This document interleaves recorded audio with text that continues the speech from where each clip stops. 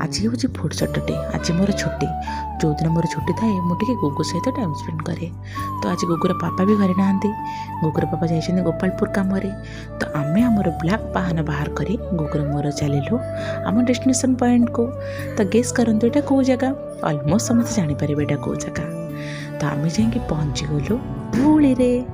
तो गुगु मते कहला मामा एठु कुरकुरे नबा आउ टिके कोल्ड ड्रिंक्स नबा। तो ता फरमाइश रे किछ कुरकुरे आउ गोटे कोल्ड ड्रिंक्स भी अणा हला।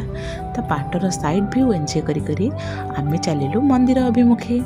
तो गुगु एठी चल चली आसुची ता ईशु नना सांगरे। ईशु होजने मो भणजा। ईशु टेके टेके आणुचने गुगु कारण गुगु चली पारुनी। तापर एठी शिवंकर दर्शन कर सारा पर गुगु ठाकुरंकर चुन्नी ता हाथ में बांधुची। नना ताको बांधि दौरान। ठाकुर सब घंटा घोड़े रखु। ये आम चलू धूली अभिमुखे। बाटर थका हो गलु टिके रेस्ट नेलु।